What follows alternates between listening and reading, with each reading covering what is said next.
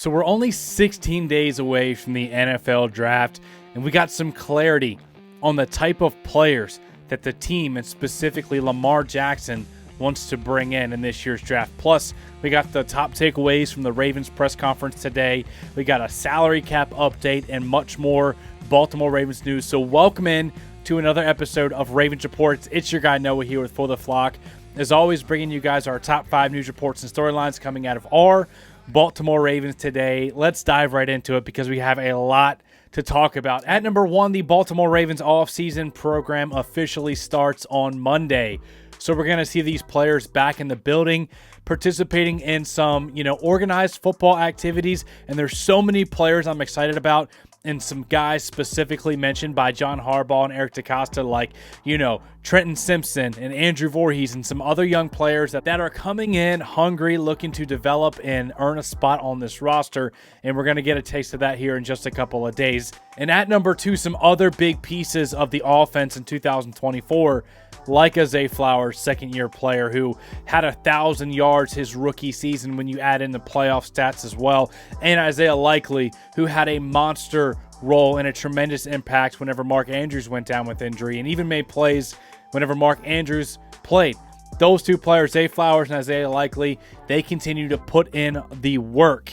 They're in the middle of the offseason grind, and I know a lot of players are working hard without it being recorded or posted on social media, but it's always fun and exciting when you see players that have that drive, have that desire to be great, and put in work, because the offseason program, like we said, starts on Monday, and before you know it, we'll be sitting here in training camp rolling into the season in September. And I fully believe that Zay Flowers is going to have a monster breakout year 2 and be a 1,200 to 1,400 yard type of receiver, especially the second year in this offense with Todd Monken, having that chemistry with Lamar Jackson. The type of plays that he made as a rookie, now going into year 2, it's going to be that much better. And at number 3, we know the Ravens had their Liars Luncheon today, where head coach John Harbaugh and GM Eric DeCosta, they talk about the upcoming draft, the roster building strategies. And it's called the Liars Luncheon because no one wants to give away all their tactics and secrets and plans for the draft, 2 weeks before the draft kicks off, and then other teams can prepare, right? So it's a lot of time pegged as a Liars Luncheon. Sometimes some truthful stuff comes out. Sometimes some smoke screens come out. And the fun part of it is, as a content creator or a fan of the team, is we get to try to discern the junk from maybe some of the stuff with merit. So let's get into some of the top takeaways here. The first one, which I 100% buy into and believe, is that Eric DeCosta says this is a average edge draft class, okay? There's some guys at the top that he says may not be available when it's their turn to pick. Guys like Lietu Latu, guys like Jared Verse and Dallas Turner, some, players up there at the top that may not be available. That could be a smokescreen from some guys that they might think will be there in that 30th range, guys like Chop Robinson, or maybe they also had a draft visit with a guy like Austin Booker, who maybe is a second or third round type of guy, which we'll get into in a minute. But he says overall this is an average edge room, and most draft analysts, and from the film that I've watched and my rankings that I've made, I would concur and agree that it's nor a bad edge class or a elite, fantastic, deep edge class. I think it's pretty much right there in average, and I find that statement to be truthful. The second one is that the Ravens are really excited about some of their second-year players like Andrew Vorhees and Trenton Simpson. They talked very highly of both of those football players, how excited.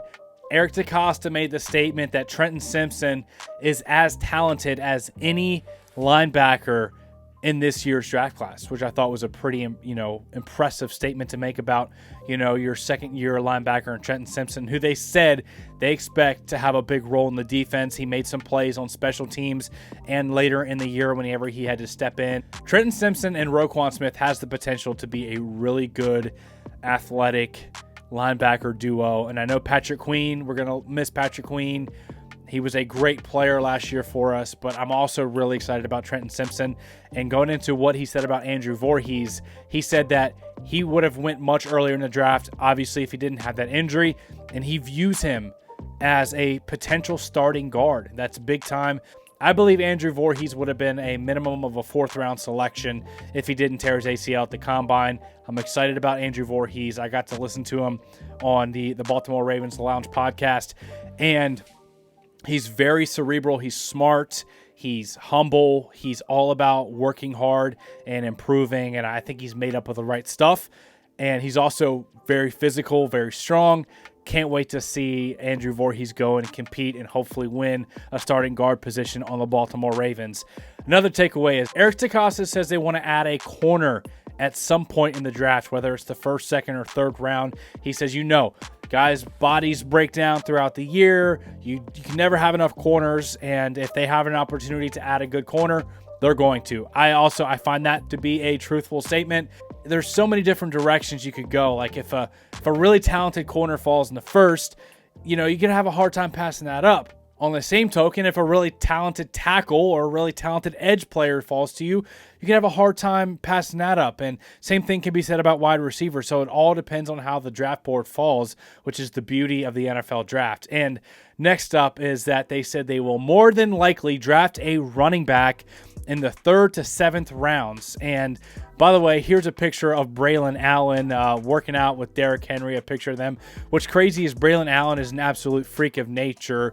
The biggest running back profile coming out of this year's draft as far as height, weight. He's a workout warrior, but when he stands next to Derrick Henry, he looks just like a dude, just like a guy, right? And it's absolutely absurd. The fact that we have Derrick Henry on our football team, I'm so excited about that, and we'll dive into that more in a later video. But also, another takeaway we got is the roster will be built all the way through September, and John Harbaugh says they'll have a heck of a team. Just watch. Because they're asking, some of the media guys are asking, how about all these guys you lost, all these guys that left in free agency, guys like Geno Stone and Patrick Queen, Ronald Darby, John Simpson, Morgan Moses, all these players that you lost that are really good football players, Jadeveon Clowney. But they said, they were asking the same questions this time last year. We had a lot of holes. It's a continuous process to build your football team. And they did that all the way through September, signing guys like Kyle Van Noy right off the couch in the middle of the football season. And they said they're going to have a really good roster. Don't worry about that. Based off the track record, I would like to say I could believe that, right? Because the Ravens have built some really good rosters under Eric DeCosta, and I find no reason for that to change this year. The next one, Lamar Jackson. This is the big one here, all right? He's been tasked to see who he likes on tape. John Harbaugh said him and Lamar and the coaches talked right after the AFC Championship loss against the Kansas City Chiefs, and they agreed on the type of player that they're looking for at the wide receiver position. Now, what I presume that to be is the X, right? That big body X type of receiver, which is confirmed by this report that was put out by Jeremy Fowler on ESPN Live, that receiver is still on the radar for Baltimore. They're looking around. They want a true X receiver for Lamar Jackson. He's never really had that, somebody on the outside big who can win. Guys like Mike Evans, guys like T. Higgins, guys. Now, here's some guys in the draft they could be looking at, right? Because Lamar Jackson was assigned to watch some tape and look at some players, see who he likes. John Harbaugh said Lamar has made some suggestions and will continue to do that, and he's not shy about it. But some guys in the draft that are that X type of big body outside receiver that can win on the outside. Keon Coleman, Adonai Mitchell, Brian Thomas Jr., Devontae Walker, maybe a little bit more slender, but also tall and fast. Javon Baker, Xavier Legette, Brennan Rice, and Troy Franklin. All these guys above that 6'1" profile that can win on the outside, can threaten vertically, contested catch type of receivers. All these guys fit that mold for that outside X type of receiver that the Ravens could be targeting in the first few rounds of the NFL draft, and I'm really excited to see who the Ravens add. At number 4, we have an update on the Ravens salary cap situation, how much money they have to spend, and it's not a whole lot. But Brian McFarland, the absolute salary cap guru for the Baltimore Ravens on Twitter, make sure you go to follow him. He says the salary cap after Van Noy, because remember, the Ravens just signed Kyle Van Noy to a 2-year, $9 million contract with, I think, the possibility of getting to $10 million based off incentives. The Ravens now have $9.242 million in cap space and will eventually need to restructure a deal or two, but are in good shape for now through the signing of draft picks in May/June. So we're good as far as signing our rookie draft class. We got 9 picks as of right now the Ravens are going to bring in.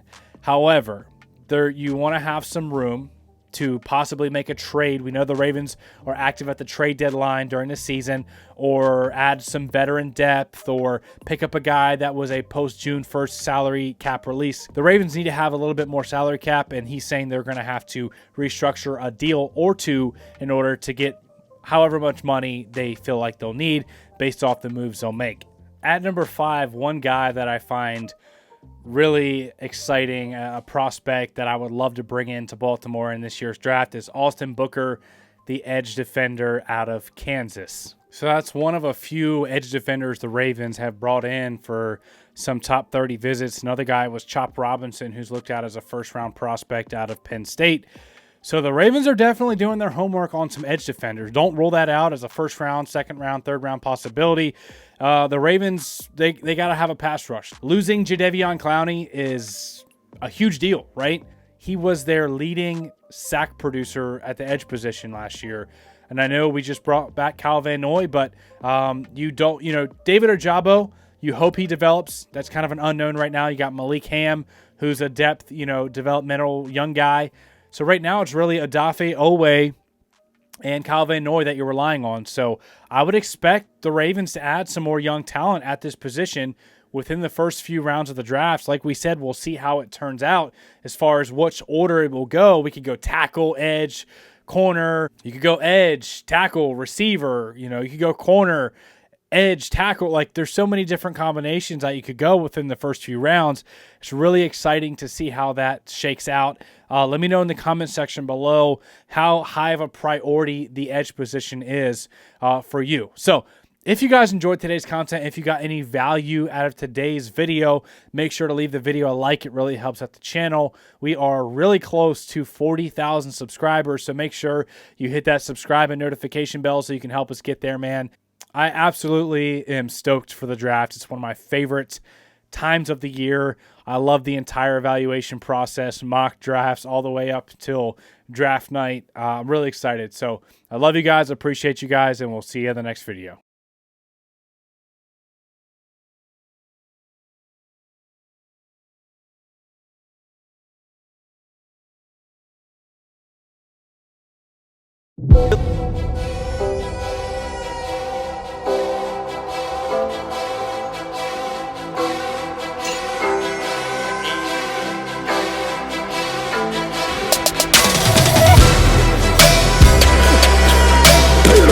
Ray, when he wasn't looking, he ran me over.